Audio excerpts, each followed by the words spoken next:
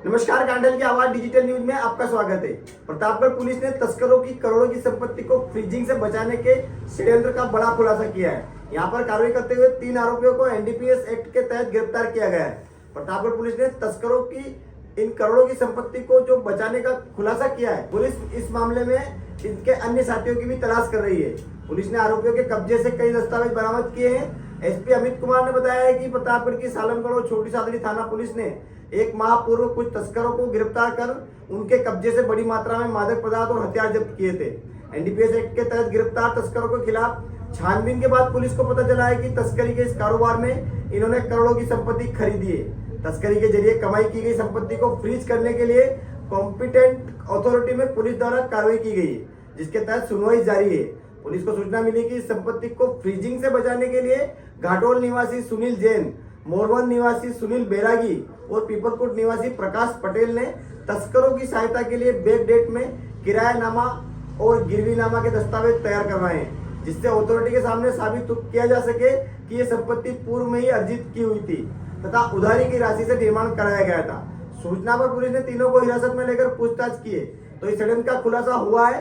Police ने मामले में बैक डेट के दस्तावेज को जब्त किया है। पुलिस को यह भी जानकारी मिली है कि सुनील जैन तस्करी के कार्य में इन्वेस्टमेंट का कार्य करता था और कारोबार में जो मुनाफा होता था उसमें अपना हिस्सा लेता था।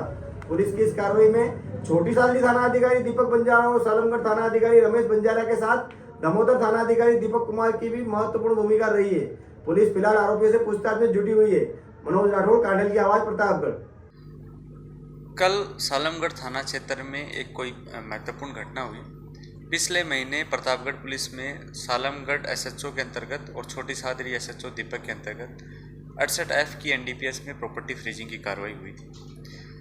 जिन तस्करों की प्रॉपर्टी फ्रीज की गई थी उनकी कॉम्पिटेंट अथॉरिटी के समक्ष 6 तारीख यानी कि आज सुनवाई का दिन था, जिसमें जिन लोगों की प्रॉपर्टी फ्रीज की गई उनको अपना पक्ष रखना था उन्हीं प्रॉपर्टी के संदर्भ में और उनको अपना स्पष्टीकरण वहाँ देना था। सालमगढ़ एसएचओ को जो सूचना मिली उस हिसाब से कुछ लोग ये षड्यंत्र कर रहे थे, जिसमें वो उस प्रॉपर्टी जो फ्रीज हुई उसके बैक डेट में दस्तावेज बना के उसको फ्रीजिंग से बचाने की कोशिश का षड्यंत्र का मामला सामने आया। इसके बाद में सालमगढ़ एसएचओ, छोटी सादड़ी एसएचओ दीपक बंजारा और दामोदर एसएचओ की महत्वपूर्ण भूमिका में ये जो सभी षड्यंत्रकारी थे, इनके लिए कुछ टीमों का गठन किया गया और सालमगढ़ एसएचओ के उस नेतृत्व में बाद में इनकी गिरफ्तारी हुई। सालमगढ़ एसएचओ उसके बाद में कॉम्पिटेंट अथॉरिटी दिल्ली के समक्ष अपना पक्ष रखने को दिल्ली आज जा चुका है। अग्रिम अनुसंधान दामोदर एसएचओ दीपक को सुपुर्द किया गया है। इसमें 3 लोग सुनील पिता कन्हैयादास वैरागी, प्रकाश पटेल पिता नाथुलाल पटेल और गिरीश जैन पिता वर्दीचंद जैन, इन तीनों का षड्यंत्र सामने आया है। मुख्य जो अभी तक के प्रथम दृष्टि अनुसंधान में मामला सामने है उसमें सुनील पिता कन्हैयादास वैरागी जो एनडीपीएस के मामले में मुख्य आरोपी थे, उनका रिश्तेदार है और जो वो एनडीपीएस में जो पैसा लगता था उससे जो कमाई होती थी उसमें इसका भी हिस्सेदारी थी। मतलब ये इलिसिट जो ट्रैफिकिंग हो रही थी उसकी फाइनेंसिंग में सुनील का एक महत्वपूर्ण हिस्सेदार था। और जब इस प्रॉपर्टी को फ्रीज किया गया तो इसका एक आर्थिक नुकसान हुआ, तो इसने षड्यंत्र रच के और इस प्रॉपर्टी को फ्रीजिंग की कार्रवाई से बचाने के लिए इस तरह के बैक डेट में दस्तावेज कराने का षड्यंत्र इन लोगों के साथ मिलके बनाया। अभी इन लोगों को कोर्ट में पेश करके इनका 7 दिन का पुलिस रिमांड जो है वो लिया गया है।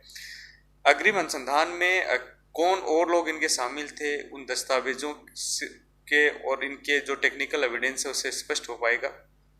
पुलिस सभी ऐसे लोगों को आगाह करती है कि एनडीपीएस तस्करों के साथ में कोई भी व्यक्ति इस तरह की मिलीभगत करता है, तस्करी में उनका सहयोग करता है, उनको शरण देने में सहयोग करता है, उनकी फाइनेंसिंग में सहयोग करता है, उनकी प्रॉपर्टी फ्रीजिंग पुलिस करती है तो उस मामले में सहयोग करता है। एनडीपीएस की सभी धाराएं संगीन धाराएं हैं, उनमें भारी सजाएं हैं। तो सभी लोगों को हम अपील करते हैं कि ऐसे तस्करों का किसी भी मामले में सहयोग ना करें, नहीं तो पुलिस आपके खिलाफ कड़ी विधि संगत कार्रवाई अमल में लाई जाएगी। इन लोगों के खिलाफ हमने 27 से और 29 एनडीपीएस की धारा को जो है लगाया है और अग्रिम कार्रवाई और अग्रिम अनुसंधान से अन्य अगर कोई धाराओं की स्थिति बनती है तो वो अनुसंधान में स्पष्ट हो पाएगा।